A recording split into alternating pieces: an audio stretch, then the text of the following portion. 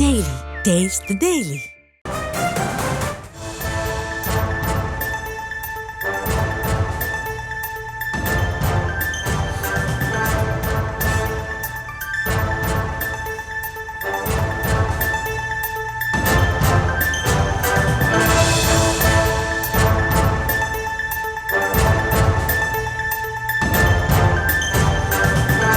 அண்மை செய்திகளை பார்த்து வருகிறோம்.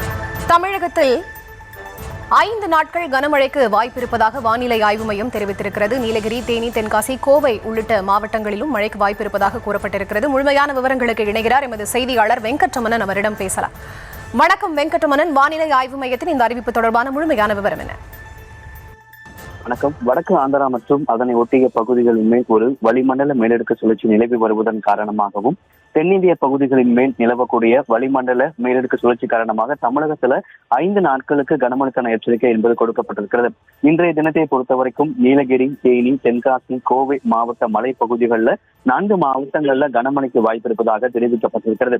அதே போல 24 மற்றும் 25 தேதிகளை பொறுத்தவரைக்கும் நீலகிரி, தேனி, தென்காசி, கன்னியாகுமரி மாவட்டம் மற்றும் கோயம்புத்தூர், திருநெல்வேலி உள்ளிட்ட மாவட்டங்களின் மலைப்பகுதிகளில் கனமழைக்கு வாய்ப்பு இருப்பதாகவும், அதே போல 26ஆம் தேதியை பொறுத்தவரைக்கும் நீலகிரி, தேனி, தென்காசி, கோவை உள்ளிட்ட 4 மாவட்டங்களிலும் 27ஆம் தேதி நீலகிரி, கோவை உள்ளிட்ட மாவட்டங்களில் கனமழைக்கான எச்சரிக்கை என்பது கொடுக்கப்பட்டிருக்கிறது.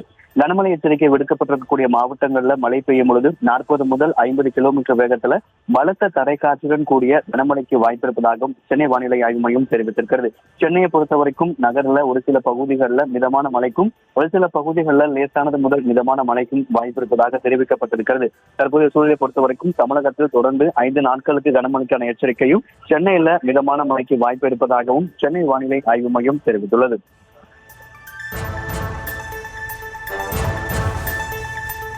விவரங்களுக்கு நன்றி வெங்கட்ரமணன்.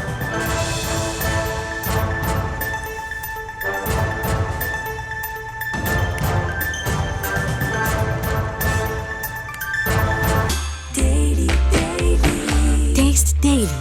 Taste the Daily.